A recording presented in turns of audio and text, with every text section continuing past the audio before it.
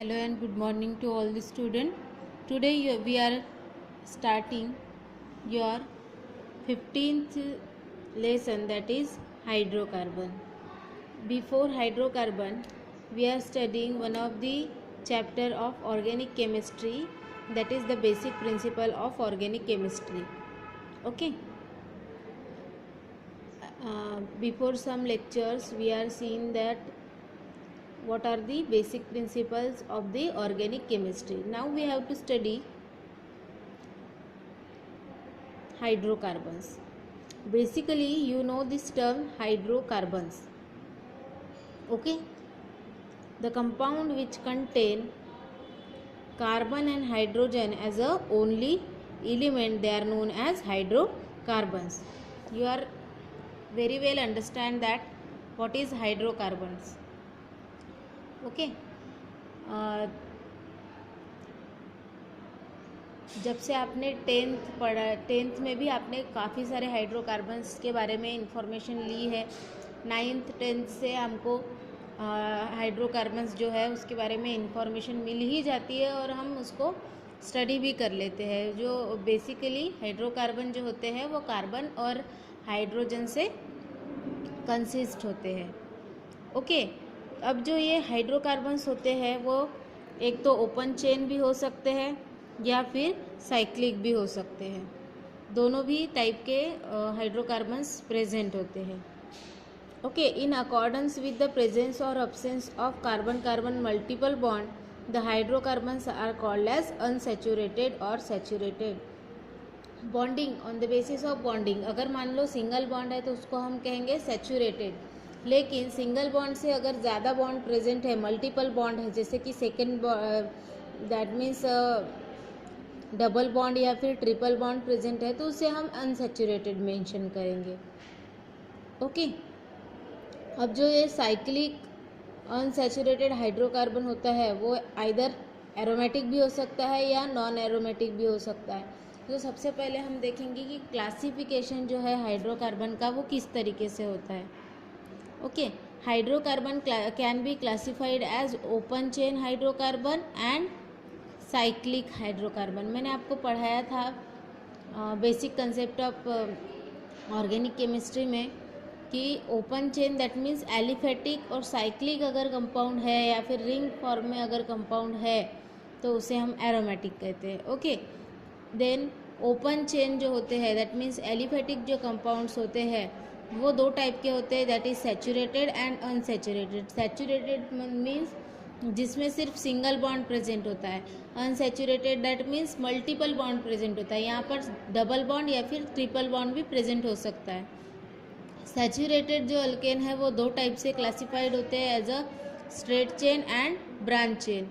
Unsaturated भी उसी तरीके से अगेन क्लासिफाइड होते हैं जैसे कि straight chain and branch chain. अब हम देखेंगे कि साइक्लिक जो कंपाउंड होते हैं दैट मीन्स जो रिंग फॉर्म में होते हैं, एरोमेटिक कंपाउंड्स होते हैं, वो किस तरीके से क्लासिफाइड किए जाते हैं.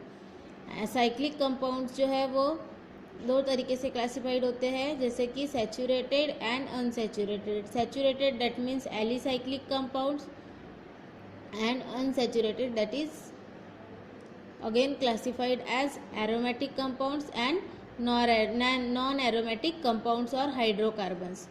ओके. तो इस तरीके से हाइड्रोकार्बन का क्या है क्लासिफिकेशन हुआ है. तो सबसे पहले हम पढ़ेंगे अल्केन्स.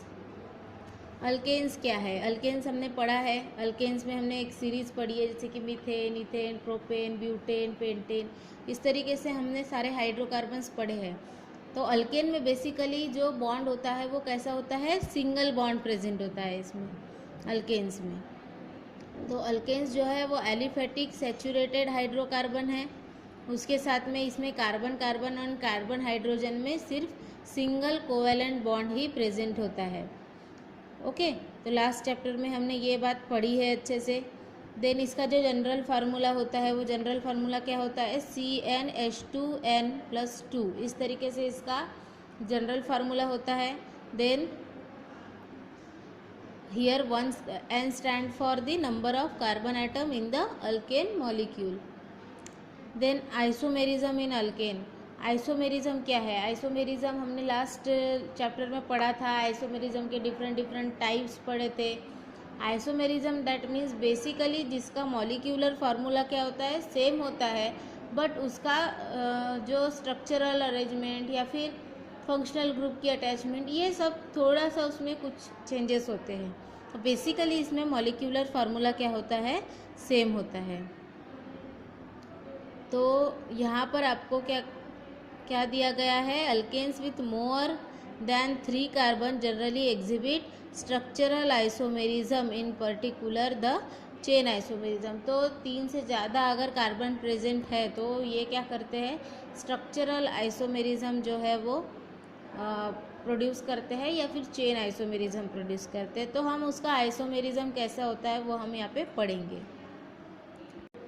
देखिए यहाँ पर आपको एक चार्ट दिया गया है 15.2, जिसमें कि शो किया गया है कि आइसोमेरिज्म के नंबर कितने हैं।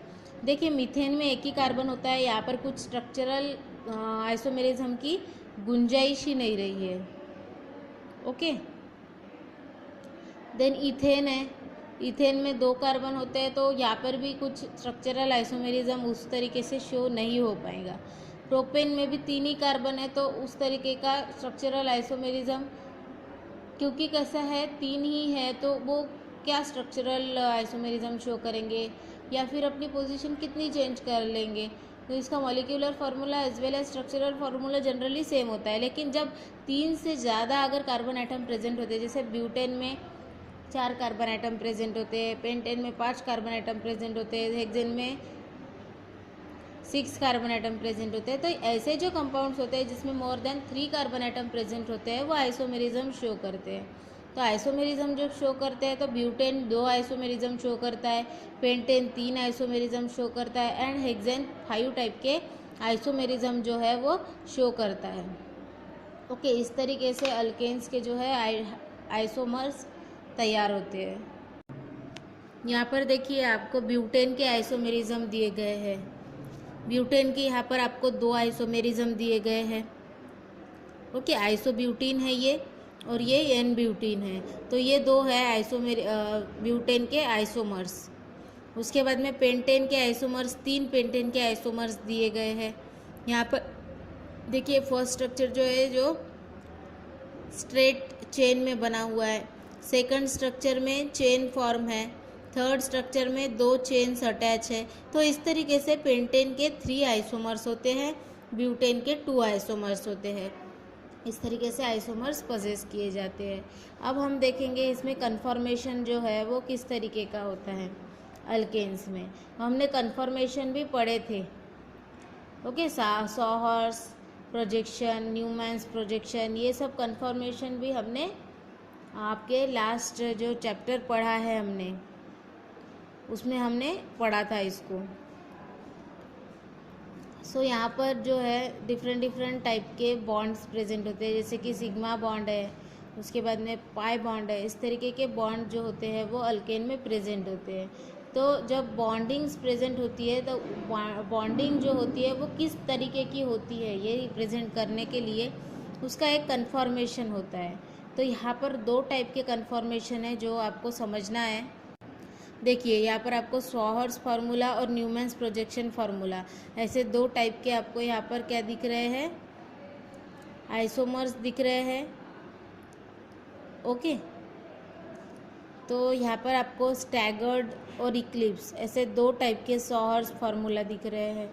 तो ये सब हमने लास्ट चैप्टर में पढ़ा था कि सॉहर्स फार्मूला किस तरीके का होता है, किस तरीके से उसे रिप्रेजेंट किया जाता है। उसके बाद में न्यूमैन्स प्रोजेक्शन फार्मूला में भी आपको बताया था ये इथेन का स्ट्रक्चर है, ये जो कार्बन है वो फ्रंट कार्बन है, ये जो सेकंड वाला जो सर्कल है वो बैक कार्बन है, इसमें हाइड्रोजन 3 ऐसे अटैच है, उधर पीछे वाले कार्बन में भी 3 हाइड्रोजन ऐसे अटैच है।